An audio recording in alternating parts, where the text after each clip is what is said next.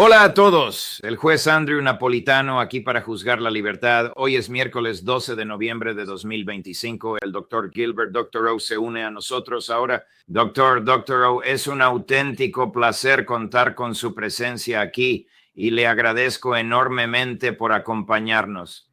¿Está usted percibiendo o incluso experimentando algún efecto tangible en la vida diaria de los ciudadanos rusos, posiblemente provocado por el conflicto bélico? Me gustaría destacar que las políticas del gobierno ruso se encuentran atrapadas entre dos facciones, las cuales denominamos facciones. Existen dos ramas del gobierno que están en desacuerdo y la respuesta a su pregunta se encuentra en una de ellas que parece ser predominante en este preciso momento. Lo que estoy describiendo es que el Ministerio de Asuntos Exteriores se encuentra en el extremo de una sociedad progresista, liberal y abierta, mientras que la organización sucesora de la KGB, llamada FSB, está en el lado represivo de las cosas. Los desarrollos recientes que afectan a una gran cantidad de personas en Rusia y que son negativos y represivos provienen del FSB, la organización sucesora del KGB. Y si tiene alguna inquietud, puede localizarlo en los principales medios de comunicación en Rusia durante los últimos 10 días. Daré algunos ejemplos y verás a qué me refiero. La mayoría sabe que hace un mes o 6 semanas WhatsApp perdió su función de voz en Rusia. Es decir, en Rusia cualquiera puede llamarte desde el extranjero, desde cualquier lugar, y el teléfono suena, lo atiendes y se desconecta, no se conectará para una llamada de voz. Pues por otro lado, la función de texto de WhatsApp funciona. Puedes enviar a las personas el equivalente a un SMS y funciona bien. Ahora eso no parece demasiado si no estás al tanto de lo que ha ocurrido en Rusia en los últimos años. Todo el mundo utilizaba WhatsApp y era una manera gratuita de comunicarse con todos.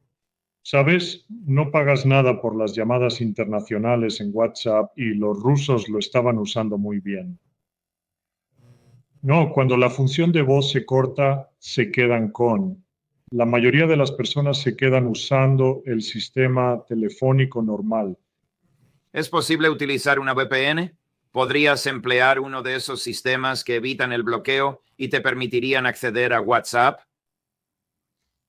Puedes usar una VPN, pero en primer lugar, no todo el mundo es muy hábil con estas cosas.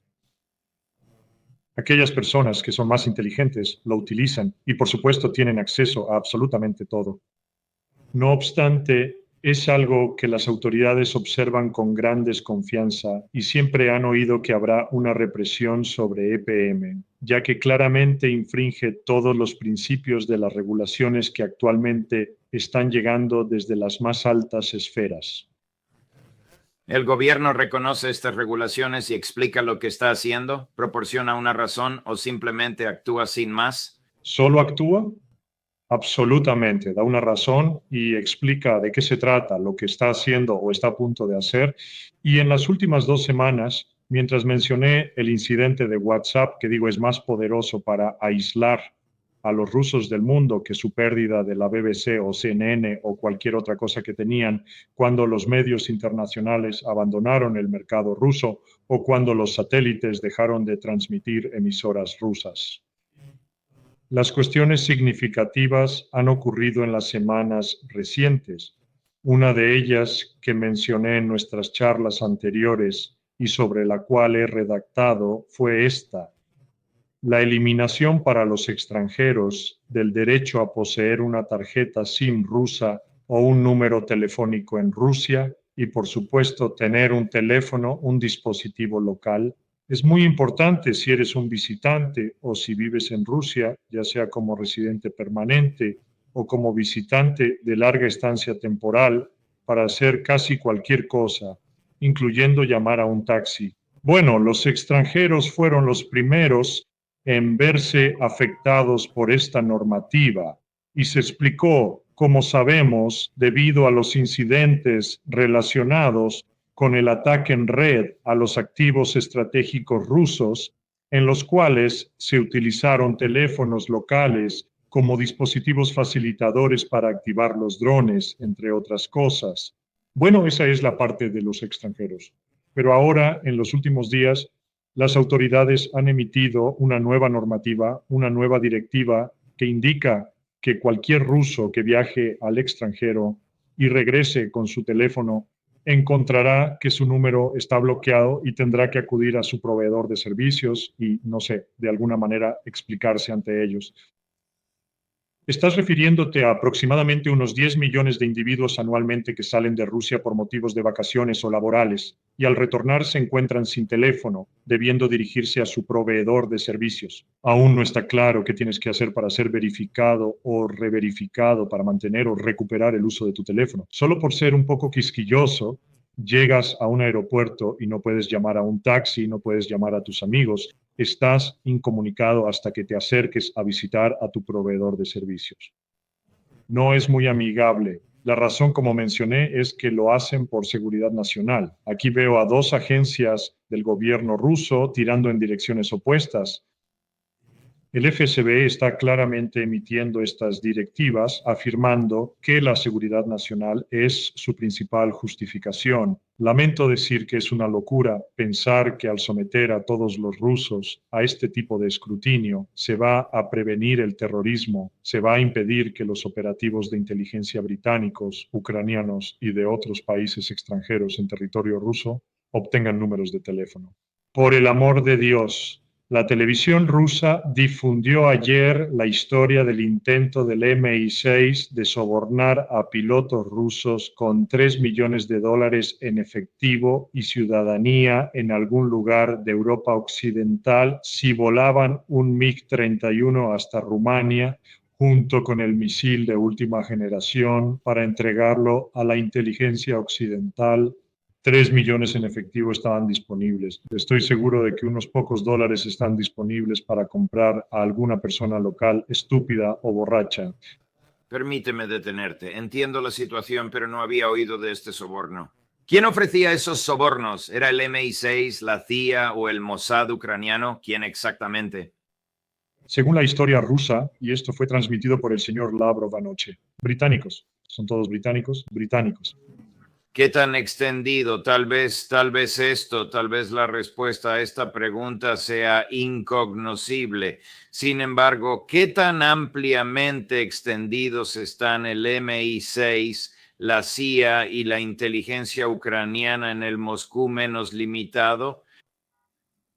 No. Toda Rusia y los británicos en particular han colaborado de manera estrecha con los ucranianos, quienes recuerdan que muchos de ellos son excelentes hablantes del idioma ruso.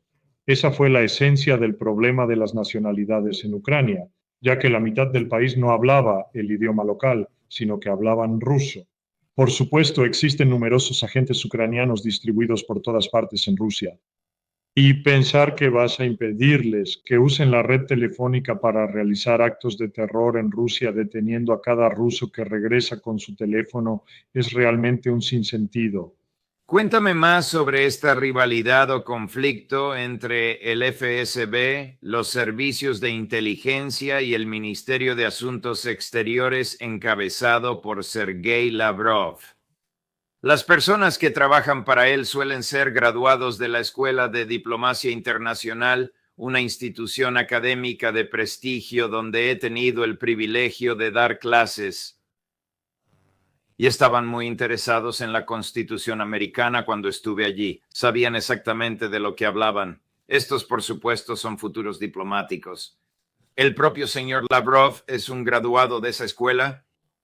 Pero cuéntame sobre la competencia. ¿Es capaz el presidente Putin de ejercer control sobre el FSB, a diferencia del presidente Trump, que no logra controlar el estado profundo de Estados Unidos?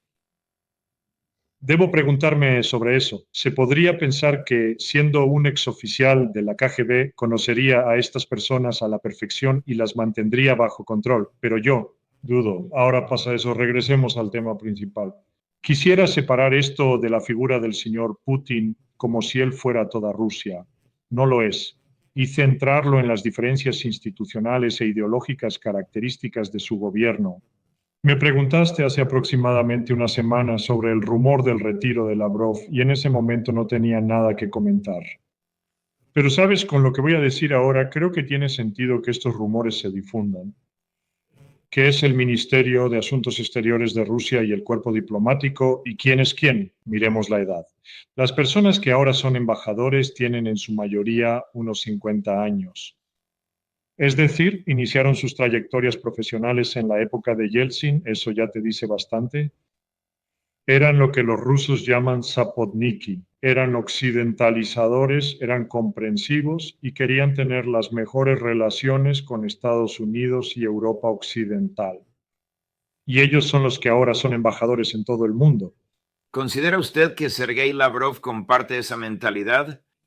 Definitivamente sí. Y la única gran excepción de la que tengo conocimiento en su círculo cercano es el señor Yapkov, quien es un auténtico intransigente, un individuo verdaderamente firme, que protege de la manera más vigorosa los intereses rusos. Otras personas llegaron al ministerio. El señor Kosidev fue ministro de Asuntos Exteriores.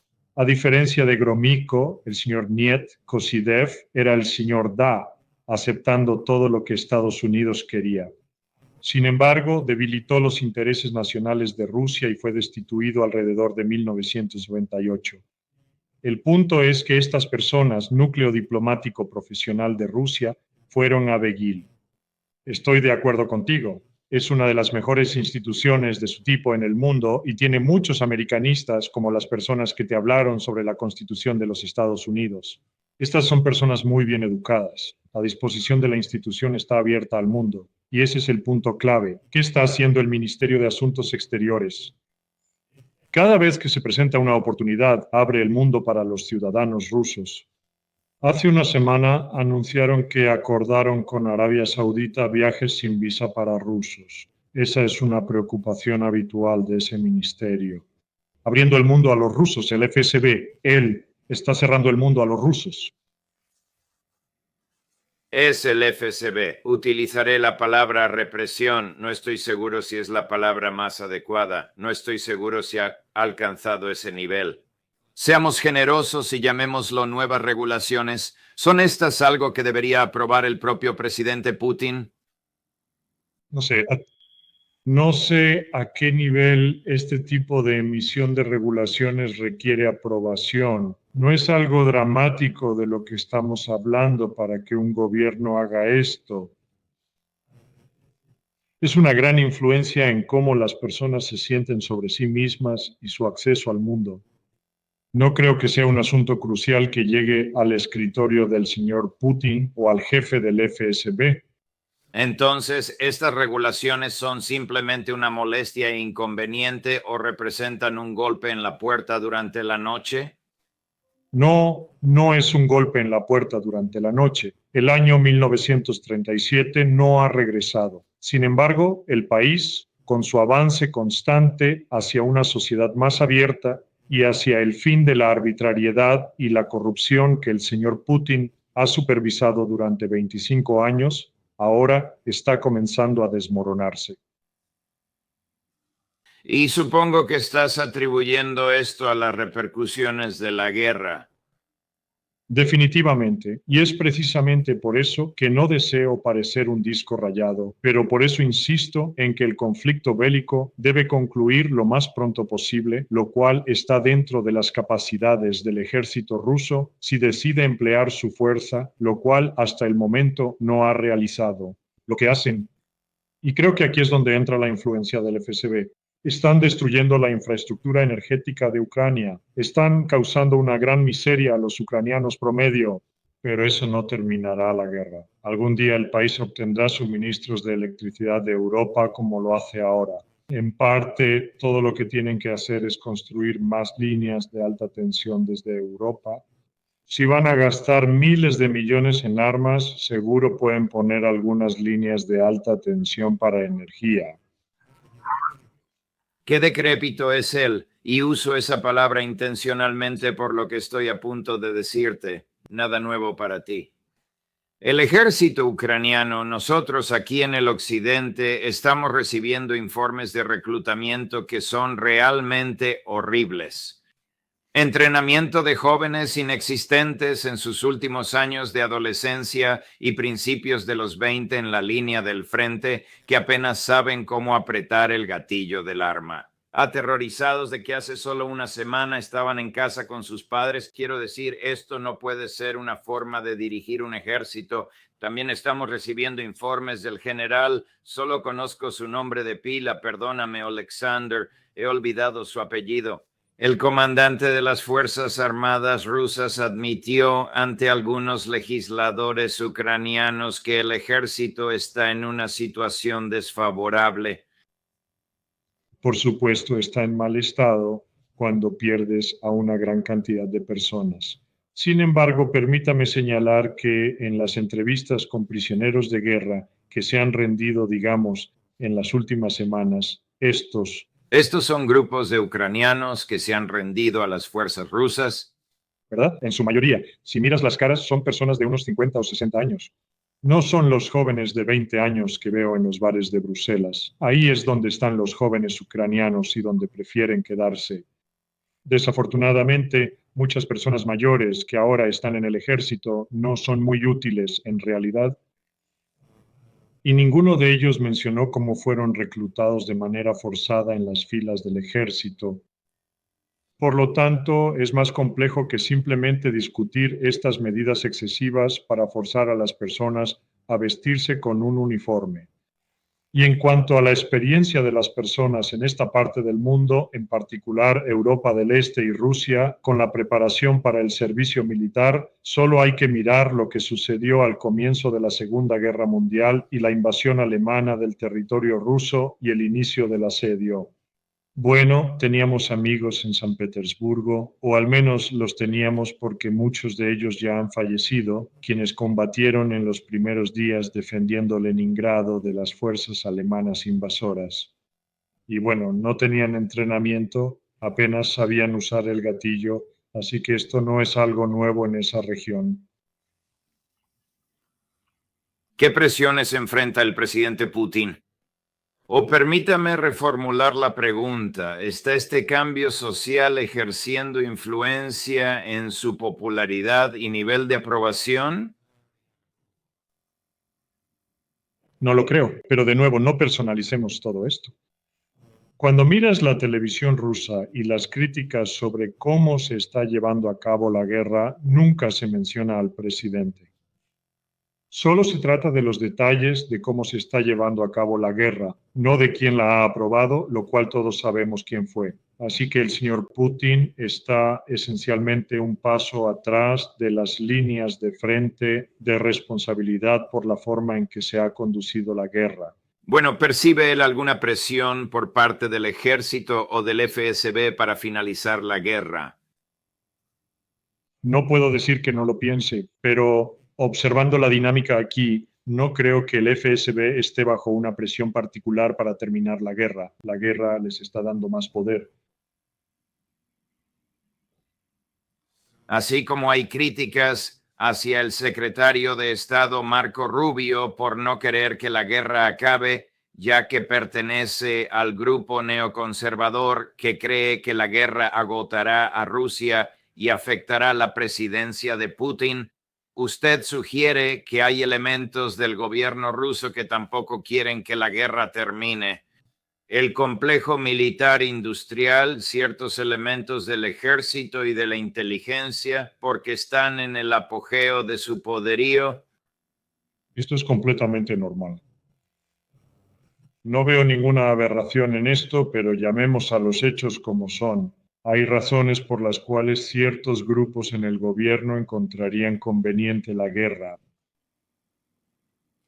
¿Es la guerra algo popular entre los ciudadanos rusos promedio? ¿Están mostrando entusiasmo por el ejército ruso o no está realmente presente en la conciencia colectiva rusa? ¿No es algo que comenten a diario? Es solo algo que pasa en Ucrania. No me gusta lo que la guerra me hace ahora y quisiera que Putin la termine. ¿Dónde exactamente se encuentra? ¿Puedes percibir el pulso del pensamiento del pueblo ruso? ¿O no existe una forma de pensar estándar y común entre la población rusa? No, pensé que hay un estándar común entre el pueblo ruso. Quieren que la guerra termine con una victoria rusa. Eso está garantizado al 100%. Pero una vez que superas esa similitud, ¿cómo se asegurará la victoria rusa? Ahí es donde surgen las diferencias. ¿Comprendido? ¿Qué piensas que sucederá? ¿Consideras que un día despertaremos y 5 Arashniks habrán devastado Kiev?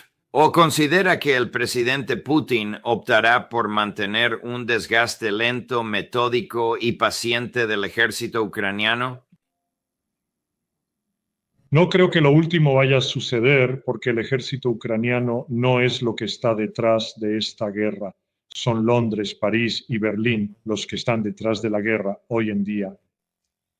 Y no se van a marchar. No han reconocido la derrota. Están listos para utilizar, en particular, los activos rusos congelados para mantener la guerra mientras se rearman y se preparan para un conflicto directo con Rusia. ¿Van a enviar tropas a Ucrania? Quizás. Es posible, aunque poco probable. Bueno, si no envían refuerzos y el ejército ucraniano está en sus últimas, quiero decir, ¿de qué utilidad es el equipo militar si no hay personas para operarlo? No estoy de acuerdo. Está al límite. La línea del frente actual está al límite, pero aún estamos al este del Dnieper. Si los rusos en los próximos meses, y no digo en los próximos días, sino en los próximos meses, avanzan más y llegan al Dnieper, bueno, eso es todo. Han logrado alcanzar el 40% del territorio ucraniano. ¿Y qué pasa con el resto? ¿El otro 60%? No quieren moverse allí porque es ucraniano. Ucranianos serán un ejército de ocupación cuando pongan un pie allí. Y eso será sumamente peligroso, extremadamente costoso, y no los acercará a la normalización con el resto del mundo. Así que eso no es concebible. La idea de que este mundo finalizará después de la caída de Bukrov. Quiero decir, podría estar equivocado. Hemos tenido muchas predicciones falsas en los últimos 3 años, incluidas las mías, pero me parece improbable que haya un colapso del lado ucraniano después de la caída de Prakov, lo cual es cuestión de días. Entiendo. Doctor O, muchas gracias. Una serie de observaciones fascinantes, muchas de ellas de primera mano, y le agradezco por su tiempo. Gracias por adaptarse a mi horario. Esperamos verte de nuevo, como siempre, la próxima semana. Un gusto.